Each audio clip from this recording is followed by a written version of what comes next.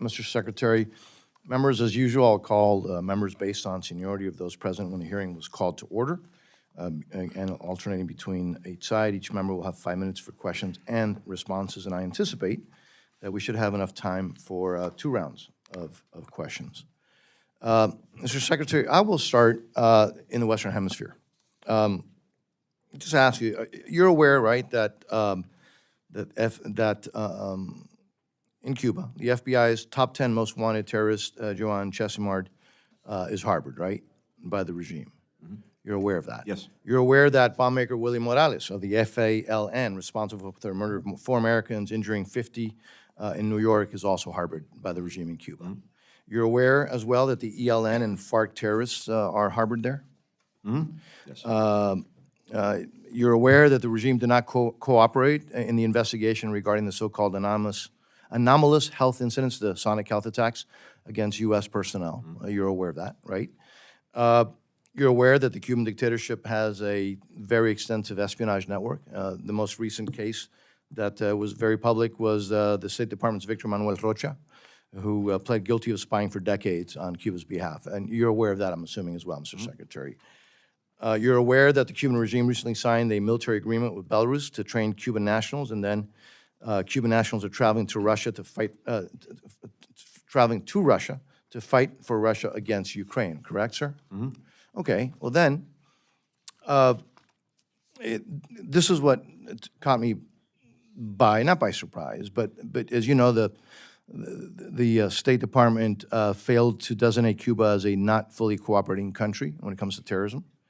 The rationale was that Colombia's, frankly, how do I describe him, pro-Hamas, pro-communist, former M19 guerrilla president, decided to no longer wants to extradite Marxist terrorists from Cuba.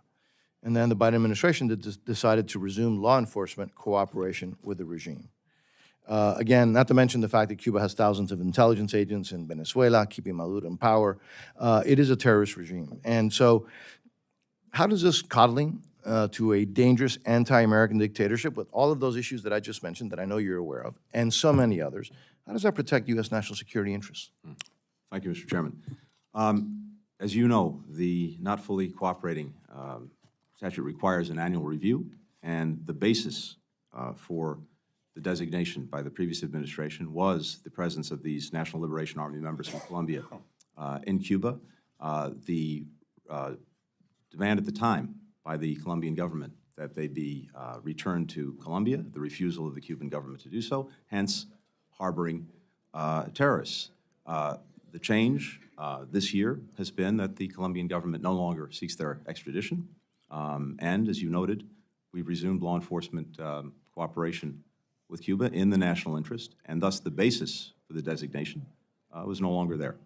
There are other designations, as you well know, for Cuba that remain on the books, and of course, all of the acts that you rightly cited, we continue to push back against, take steps against, wherever and whenever we can. But in this particular case, given the annual requirement, given the basis for the designation, given the changing facts, that's the determination we made. And Mr. Secretary, but again, as we mentioned in the beginning of this, my question, those are not the only terrorists that are harbored there, including folks who have murdered Americans. And in many cases, we have fugitives for justice who are being accused, indicted, convicted of crimes different from terrorism. Absolutely, absolutely. So again, I just found it hard to understand that the fact that a country decided to not ask for a group of terrorists to be sent back doesn't change the fact that there are other terrorists that are there, including ones who have killed Americans, who, by the way, the regime has refused to send back to the United States, for God's sake. But anyways, again, we'll continue the conversation, because I'm frankly taken back by that aspect. I am going to keep to the clock. I'm going to ask the rest of you to do the same. So with that, let me recognize the distinguished ranking member of the subcommittee, Ms. Lee.